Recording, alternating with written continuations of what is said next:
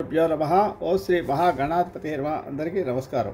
ఈ వీడియోలో భీష్ముని ఏకాదశి యొక్క విశిష్టత, అలాగే భీష్ముడు మోక్షం పొందే రోజు భీష్మాష్టమి గురించి ఇక్కడ తెలుసుకుందాం. మనుషుల్లో దేవుడు భీష్మ పితామహుడు. మాఘమాసంలో శుక్లపక్ష ఏకాదశి విష్ణు ప్రీతికరమైన మహాపర్వం. ఇది పౌర్ణమికి ముందు వచ్చే ఏకాదశి అన్నమాట. ఈ రోజున నారాయణని అర్చించడము, శ్రీ విష్ణు సహస్ర పారాయణము, జప ఉపవాసాదులు విశేష ఫలాలను ఇస్తాయి. భీష్మ నిర్యాణం జరిగిన తర్వాత ఏకాదశి కనుక ఈ భాగవత శిఖామణి పేరున ఈ ఏకాదశిని భీష్మ ఏకాదశి అని పిలుస్తారు.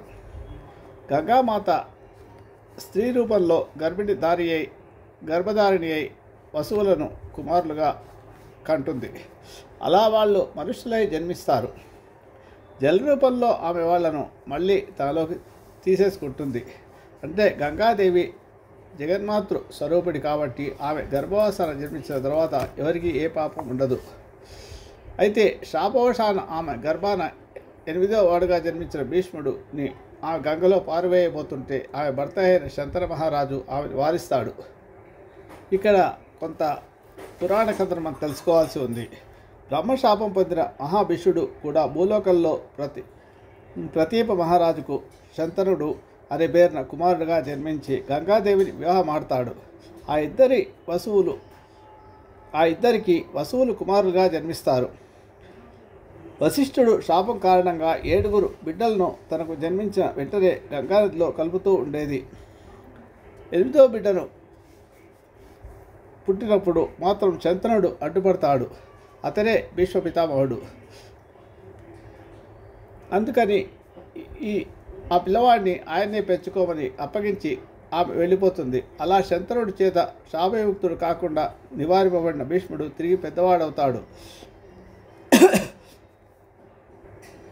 ఆ పుట్టిన పిల్లవాడికి దేవవ్రతుడు అని పేరు పెట్టి గంగాదేవి తన దగ్గరే 16 సంవత్సరాల పాటు పెంచి సర్వశాస్త్రాలు విద్యలు నేర్పి మళ్ళీ శంతనుడికి అప్పగిస్తుంది.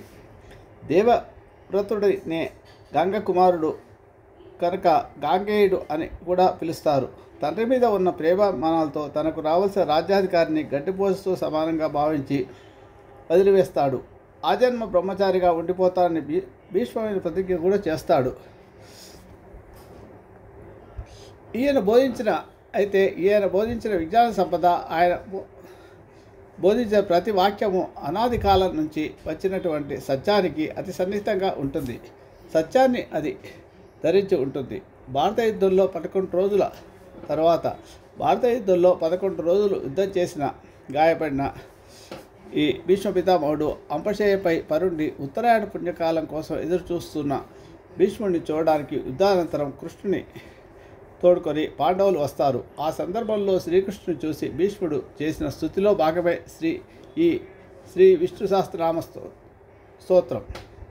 శ్రీకృష్ణ పురస్సరులైన పాండవులు భీష్ముని దగ్గరకు వచ్చిన సమయంలో అనేక రాజర్షులు, దేవర్షులు, బ్రహ్మర్షులు శిష్య సమేతంగా కూడా వచ్చారట. ఆజన్మ బ్రహ్మచారి భీష్ముడి విశిష్టత. భారతంలో భీష్ముడి ఒక ప్రత్యేక పాత్ర. శీలంలో, శౌర్యంలోనూ, నీతిలోనేమి, నిష్టలోనేమి భీష్ముడికి సాటి భీష్ముడే. చిన్నతనం నుంచి ఆయన త్యాగపురుషుడే. తండ్రి కొరకు తన స్వసుఖాన్ని, రాజ్యాన్ని అన్నీ వదులుకుంటాడు భీష్ముడు. అలా వరకు వదులుకున్న వాళ్ళలో భీష్ముడు తప్ప మరొకడు లేడు. యయాతి పుత్రుడైన పూరుడు తండ్రి చేత అడగబడి కొంతకాలం పాటు తండ్రి వృద్ధాప్యాన్ని స్వీకరించాడు.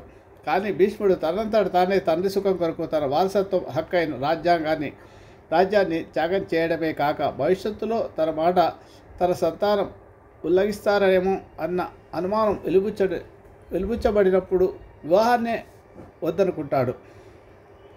తన తమ్ములు చనిపోయిన తర్వాత కూడా తన భీషణ ప్రతిజ్ఞకు కారణం అయిన సత్యవతి దేవి స్వయంగా ఆజ్ఞాపించిన తన ప్రతిజ్ఞను భంగం చేయడానికి భీష్ముడు అంగీకరించాడు. శ్రీకృష్ణుడి గురించి భీష్ముడు చెప్పిన అమృత వాక్యాలు ఇప్పుడు తెలుసుకుందాం.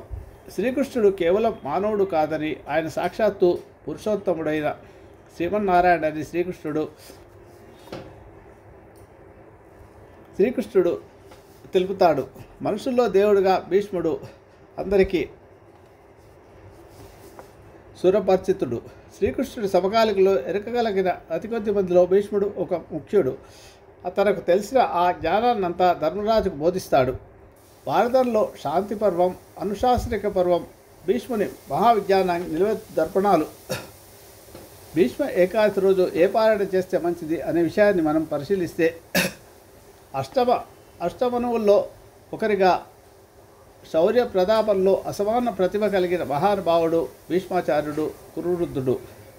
అత్యంత శక్తివంతుడు, తెలివైన వాడు అయిన భీష్మాచార్యుడు మహాభారత యుద్ధంలో నేల కొరిగినప్పటికీ దక్షిణాయనంలో మరించడం ఇష్టం లేక ఉత్తరాయణ పుణ్యకాలం కోసం వేచి ఉంటాడు. తాను నిర్యాణానికి సమయం నిర్ణయించుకుంటాడు. 58 రోజుల పాటు అంపశయ్యపై తన కర్మలు తొలగించుకోవడానికి పరుంటాడు శ్రీ భీష్మ పితామహుడు. 58 రోజులు అంపశయ్యపై పౌలించి ఉత్తరాయణ పుణ్యతిథి కోసం వేచి చూస్తున్న భీష్ముడిని చూసేందుకు శ్రీకృష్ణుడు వస్తాడు. అందుకు అమితానందం పొందిన భీష్ముడు శ్రీమన్నారాయణను 1000 నామాలతో కీర్తిస్తాడు. అదే ఇంటింటా భక్తి ప్రపత్తులతో పారాయణ చేసే విష్ణు సహస్రనామం అయింది మన మానవలోకానికి కలియుగంలో. అనంతకాలంలో రాజ్యపాలన చేయవలసిన ఉన్న ధర్మరాజును ఉద్దేశించి రాజనీతి అంశాలను తెలుసుకోమంటాడు భీష్మ పితామహుడిని ద్వారా. ధర్మరాజు అడిగిన ప్రశ్నలకు భీష్ముడు ఇచ్చిన సమాధానమే విష్ణు సహస్రనామానికి ఉపోద్ఘాతం. మాఘశుద్ధ అష్టమి నాడు ఆయన పరమపదిస్తాడు. మాఘశుద్ధ అష్టమి నాడు భీష్మాచార్యుని ఆత్మ శ్రీకృష్ణుల్లో లీనమైపోతుంది. భీష్ముడు మోక్షం పొందిన తర్వాత వచ్చిన మాఘశుద్ధ ఏకాదశిని భీష్మ ఏకాదశి, మహాబల ఏకాదశి, జయ ఏకాదశి అని కూడా అంటారు. కాబట్టి ఈరోజు విష్ణుసహస్రనామ పారాయణ చేస్తే ఎంతో పుణ్యం లభిస్తుందని మనకు శాస్త్రాలు చెప్తున్నాయి. విష్ణుసహస్రనామం ఎప్పుడు పఠించినా, ఎలా పఠించినా దానికి ఒక నియమాలంటూ ఏమి ఉండవు. ఈ విష్ణు సహస్రనామంను ఏ సమయంలో పఠించినా, ఎలా పఠించినా కూడా ఎలాంటి నియమాలు లేవు. నియమితంగా పఠించాలని శుచిశుభ్రత ఉంటే చాలు. విష్ణు సహస్రనామం ఎప్పుడు పఠించినా పుణ్యం లభిస్తుంది. ముఖ్యంగా భీష్మ ఏకాదశి నాడు కనుక విష్ణు సహస్రనామ పారాయణం చేస్తే ఒక 11 సార్లైనా తక్కువ కాకుండా ఆ ఫలితం అనంతంగా ఉంటుంది. అనుకున్న పనులు నిర్విఘ్నంగా నెరవేరుతాయి. భోగభాగ్యాలు కలుగుతాయి. సర్వపాపాలు హరిస్తాయి. పుణ్యగతులు లభిస్తాయి. అంతేకాకుండా గ్రహదోషాలు, నక్షత్ర దోషాలు ఉన్నవారు కూడా విష్ణు సహస్రనామాన్ని ప్రతినిత్యం పారాయణ చేస్తే చాలు. అన్ని రకాల బాధల నుంచి విముక్తి పొందడమే కాకుండా అన్నింటా జీవితంలో విజయం సాధిస్తారని మన పురాణం ద్వారా తెలుస్తుంది. అలా పఠించలేని వారు కూడా విష్ణు సహస్రనామంలోని 108 శ్లోకాలు, ఒక్కొక్క శ్లోకము 4 పాదాలుగా ఉంటుంది. ఆ పాదాలను కూడా ఏ నక్షత్రానికి సంబంధించిన పాదాన్ని ఆ పాదం పఠించినా కూడా వారికి విశ్వాసరామం మొత్తం పారాయణ చేస్తే ఫలితాలు వస్తాయి. అయితే ఈ విశ్వాసరామంలోని ఒక్కొక్క శ్లోకాన్ని 108 సార్లు కనీసం తగ్గకుండా ప్రతిరోజు పారాయణ చేయాలి. ఒకవేళ విశ్వాసరామం కనుక పారాయణ చేయలేకపోతే కనీసం చివరికి చెప్పబడిన ఉపనిషత్తులో శ్రీ రామ రామ రామైతే రవే రామ నవరవే సహస్రనామ తల్లు రామనామ వర్ణే అనే శ్లోకాన్ని 3 సార్లు కాకుండా 3 సార్లు ఉచ్చరించడం అనేది మామూలుగా మాట. అలా కాకుండా 9 సార్లు ఉచ్చరిస్తే చాలా మంచి ఫలితం లభిస్తుంది. ఈ భీష్మ ఏకాదశి పర్వదినాన్ని పురస్కరించుకొని విష్ణు సహస్రనామ పారాయణం చేయండి. అందరూ మంచి ఫలితాలు పొందండి. అవకాశం లేకపోతే శ్రీ రామ రామ రామైతే రవే రామే మనోరమే సహస్రనామ తల్లు రామనామ అనే శ్లోకాన్ని 3 సార్లు అయినా లేదా 9 సార్లు అయినా జపం చేయండి. దీనివల్ల మీకు అన్ని శుభఫలితాలు కలుగుతాయి. శుభమస్తు.